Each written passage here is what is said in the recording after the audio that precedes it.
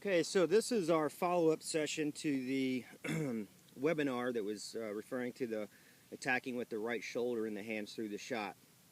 This video will be based on a couple of questions that we found in the question and answers last night, and I wanted to demonstrate the movement so you could see these versus just the audio you could see, or even the demonstration we used with the SwingView Pro with some of the players.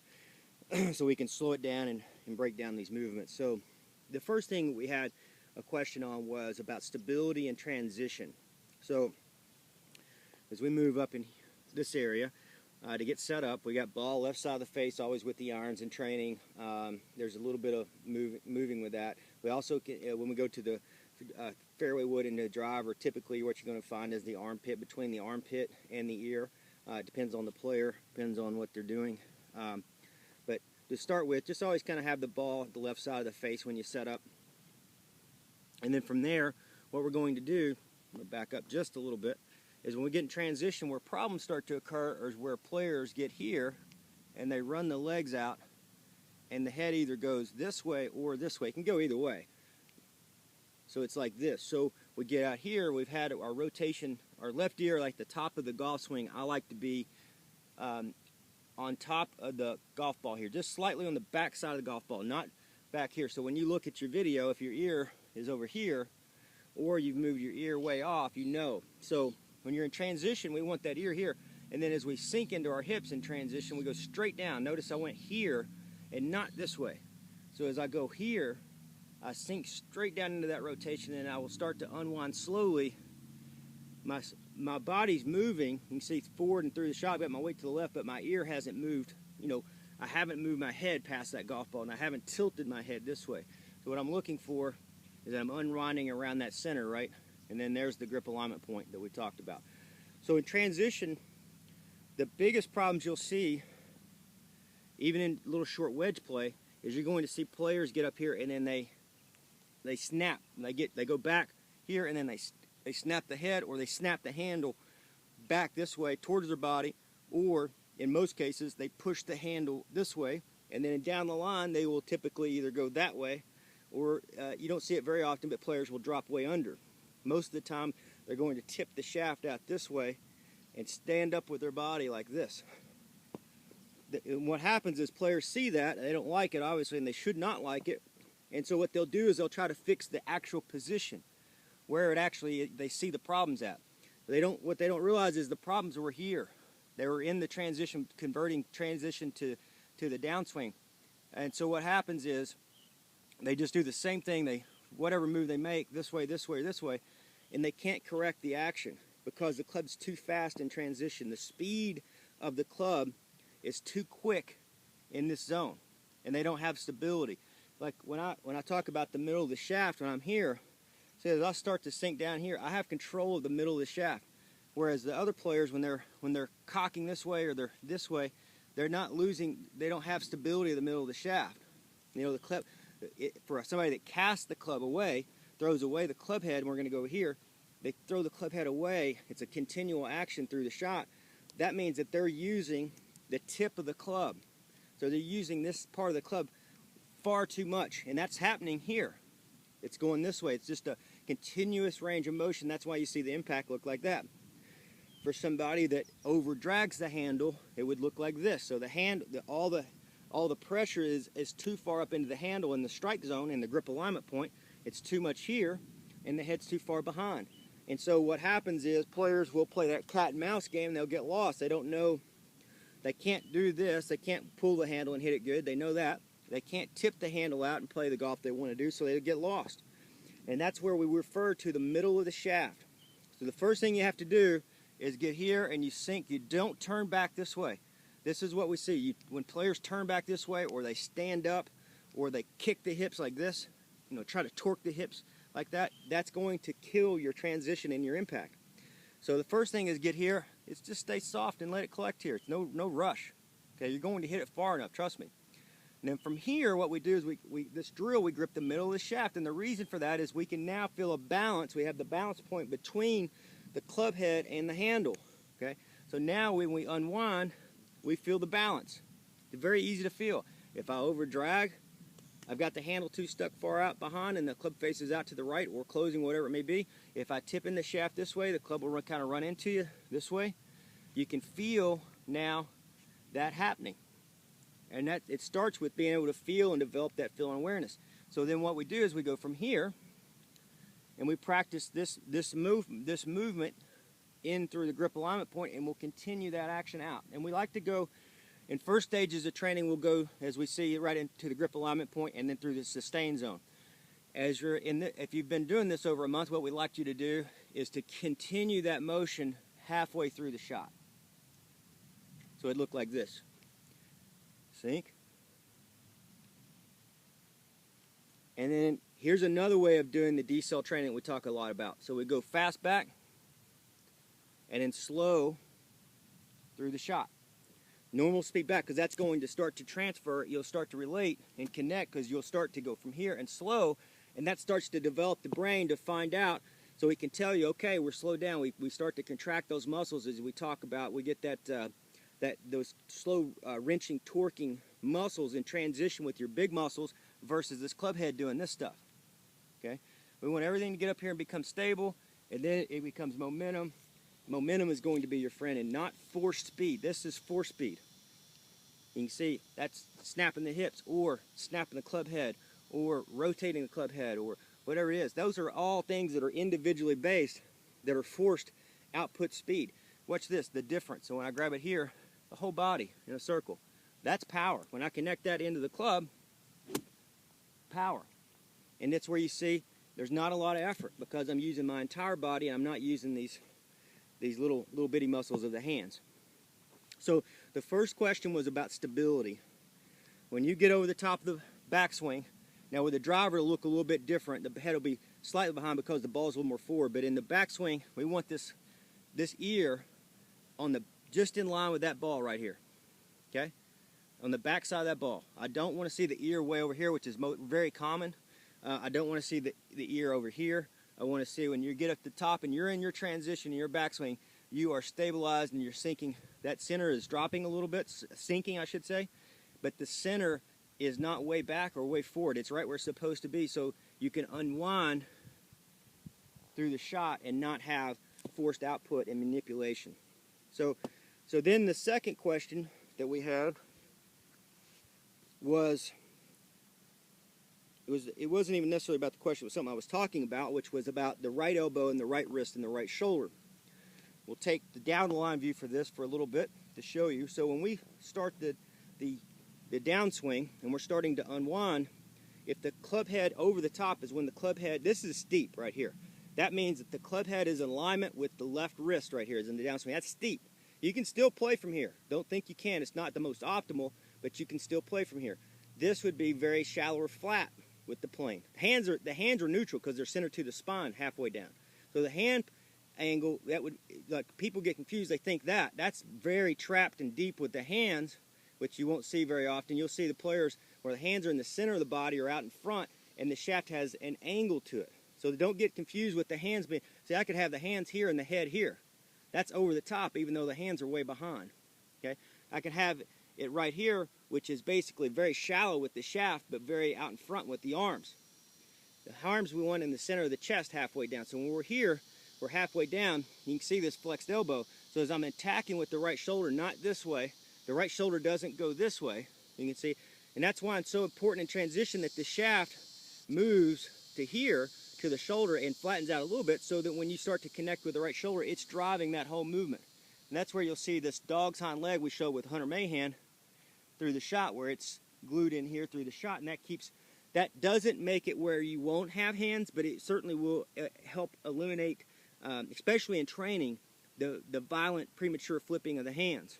So when you're looking at this, again, we're going to go, we want, and let's say we go way back or wherever you're at in here, whatever it is, and we start to sink down and circle, that club, as we talk about the first plane, matches up with that shoulder, the inseam of the shoulder, and then we're unwinding using that shoulder to drive us down through the ball. This right arm will stay bent. At any point, if I take my right hand and I turn it this way, at any point before I hit the ball, I will not be a good player, at any point. So all I have to do is take it this way and rotate it that way, and tip it that way to play bad golf. So if I go here and I tip that head, so I tip the hand, that's just the right wrist that does that. The right wrist comes over like this, okay? Now turn through the shot, I'm going to hit it left. So that's why the first thing we talk about is the wrist. While we side bend the wrist this way, we slowly unwind this way, and you can see I've never tipped the shaft over. As it unwinds, it naturally tips itself over without ever any force. So the first part of this is this. I'm not even going to do the elbow. So we're just going to isolate it to the wrist. So you can see how much the wrists play effect in your downswing playing. If you don't believe in your wrist are the most important thing in your golf swing, especially as a beginner, to even a 75 shooter, you're missing the boat.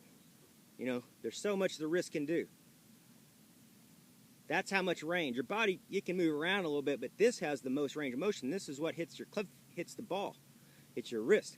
So we know the wrists do that. That's why we side bend in the float slowly, and we circle and keep this head up and behind the hands, and everything's moving.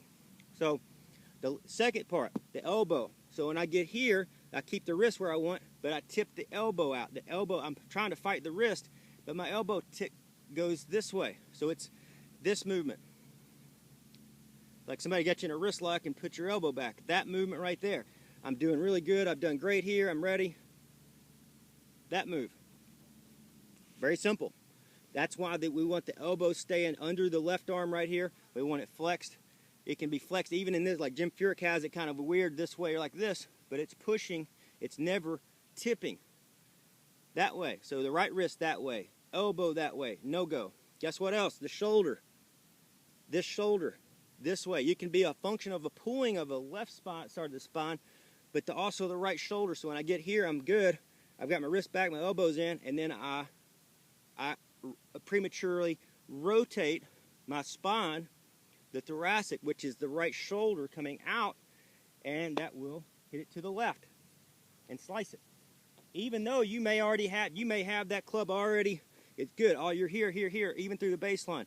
It's still not good to go. If you pull right there and snap too early, it's a no-go. So that's why it's constant discipline all the way through the shot. Okay? So just because you've got it down in the first plane we talk about in the downswing, the second plane we talk about the center of the spine through the ball, the third plane the baseline. That's usually, you're in the ballpark. If you've got it there, you're good, but you're not safe. If you do this, the right wrist can still act up. Their elbow can come out. The shoulder can come out. Now, what else is there? We've got the right hip. We've got this hip. What that means is we go up to the top of the swing again. We've got it here, and then all of a sudden, most of the time this will happen in transition where players will snap that hip. So that's snapping and using the lumbar spine, which is the lower part of the spine, and pushing it out this way, which will throw the elbow, the wrist, the shoulder out off plane, and then when you try to turn through, it will massate the ball. Okay? Your right side will be your most powerful side when you learn how to use it with discipline and you have the three communicators, the sweet spot, the hips, and the shoulders. So when I'm here, as I'm in transition, that's why we sink straight down. We don't spin out. Watch the sweet spot. I'll grab it the middle club. Watch. Everything's connected together and works into its circle. Okay? That's why we do a lot of stuff with the right hand. So if we're here, we sink straight down, we circle up, discipline of the plane, and you can see I wasn't spinning out. My body's right where I need to be through impact. I'm pointing open, but I'm not. Guys will see impact and they want to get here, and you can see they've tipped that right hand over, the elbow out, and the hip over, and the shoulders out. You will not play good golf doing that. Face on, it looks like this.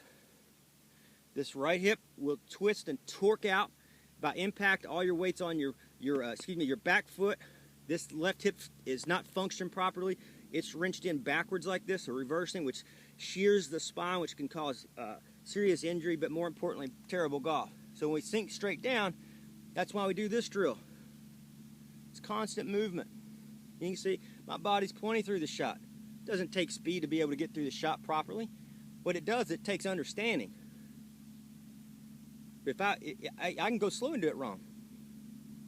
So it's not even about going even slow. Slow's to feel it, but I can still go wrong. It's about going slow and correcting the movements. Okay? So that was the second question there, and that covered a lot of information. If you paid attention to what I just said on there, you're going to understand those four components of the right side. Also, you can even say the ankle. The ankle does this, and the downswing that much. You know, there's a lot of ways you can go, but it's these right side movements that if you learn how to keep them disciplined, and it's a constant unwinding of the left and right side of the body, and the club is up and behind, and you've maintained that all the way through the shot without premature hand action, you will be a great ball striker. It's just a matter of time, and it's probably happening as we're speaking. So that answers a lot right there because of some of the players that are coming in and hitting off the toe. You have it down here, you look good, you have it great, and then all of a sudden you pull that sweet spot in to the left, pull a sweet spot into the left. You may even be hitting it straight, or you may be massing it off the right like that, but you're pulling that sweet spot across the ball. And that's the same thing in the drills you would do. So if you're down the line, you would do the decel drill here and stop at the grip alignment point and then pivot. What's happening is you're releasing and pivoting across instead of striking. Allow the club to strike, catch it, and then pivot. When I say catch it, this is not catching it, that's throwing it. Catch it at impact and then pivot with that, with the ball along the face.